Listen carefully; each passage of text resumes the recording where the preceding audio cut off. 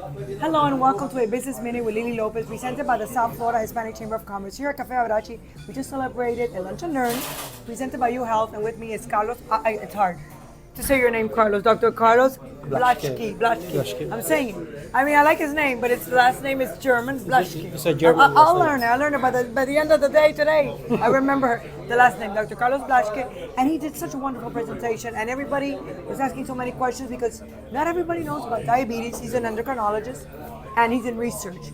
And there's so much going on that we need to know about. So, Dr. Blaschke, thank you so much for being today here with us at the South Florida Hispanic Chamber of Commerce, and now on our business minute with Lily Lopez. A quick segment here where we talk about different topics, and today about endocrinology and your research. Tell me, what does the research say about diabetes?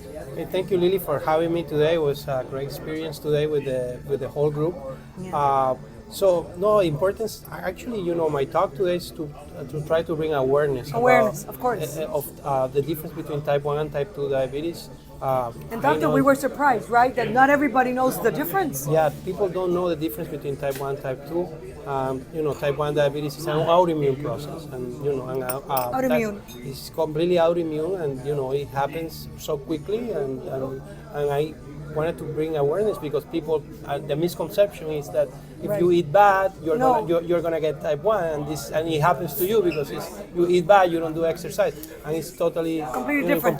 There's two different things. Two different things. So, doctor, one is autoimmune, and the other one is the other one, type 2 diabetes, is more. You get it a little bit when you are older, and you can get it at any age, but especially when You're older, your lifestyle, your diet, it start changing, your body start also aging too, and that's when you start getting trouble with your blood glucose. Yeah. And what would be the age when type 2 kicks in? Because I remember my father was like almost 80, 82.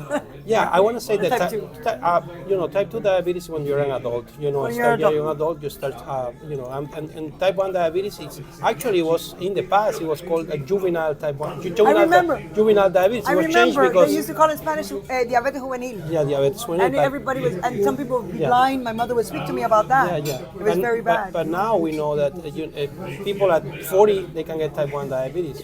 Something. Oh, really? At 40 you get type 1? It doesn't matter the age? Yeah, we have programs that we test people at up to the age of 45 because we're seeing there are other components that comes with that because you're older, and probably you have other factors that can contribute to Are the numbers growing, doctor? Are increasing? Yeah, The numbers of type 1 diabetes? Not only type 1 diabetes, I think in general, all the autoimmune processes. Autoimmune diseases are increasing. Are increasing in number. What percentage if you It's have hard. an idea? It's hard to say, but I can tell you, diabetes.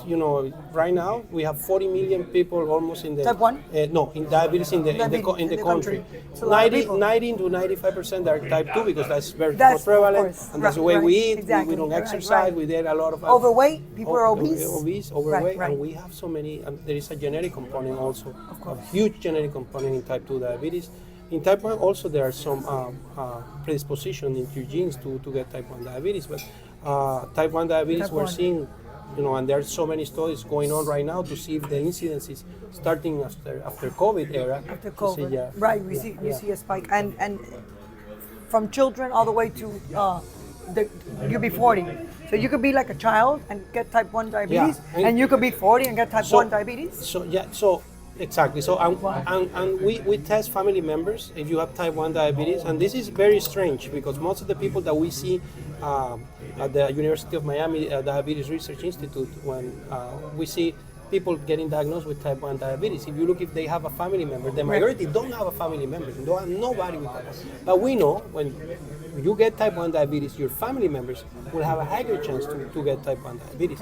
That is something that it's very, it has to be. It's concerning. It's concerning. It is concerning. And that was what we're trying to get and promote screening efforts to screen people for type 1 Is there a diabetes. diet to follow or not even? It's not even. It's autoimmune. So It's an autoimmune. It's not a diet, but something that we see is, if you have a child and at the age of 2.5 to 3 years old is when you really start seeing the autoantibodies. That is a measurement that we have in your body right. to see if you have autoimmune process, if your immune process is starting for type 1 diabetes. So at least we have the research. We have the We have research. the research yeah. and we have the resources, and we're. And- But this is concerning. Yeah, it's concerning. It And is still, concerning, it's the research part is, it's probably no more than 40 years that we really have we sit down and start doing the research since the discovery of insulin in Right, 1922 and to beginning Oh, of 80s. 1922, wow, Yeah, okay. 100 years ago. It's 100 years ago, yeah, wow. So we've been saving lives it's since saving- then? Yeah, because before that,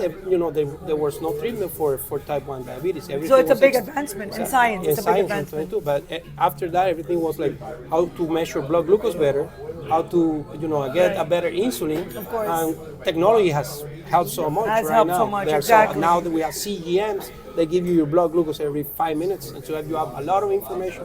There are different types of insulin. Some that are short-acting insulin, there's long-acting insulin. So we have a lot of resources. But it's not a cure, right? Exactly, It's just a treatment. exactly. So that's what we These need are to just- do. exactly. We need to get a cure for type 1 diabetes. For type 1. I'm so glad to have you here today on a business meeting with Lily Lopez. We loved having you in the chamber lunch. The lunch and learn was fantastic. Thank you. Here at Caffe Abbracci. And I could tell how much the people enjoyed Yeah. your conversation with them because we had so many people talking, and I had to go step up next to Yeah, you so that yeah, they would know yeah. that the event was Many- over. many questions. We've never had that. That means that people were interested, and we Yeah. need to have you here again.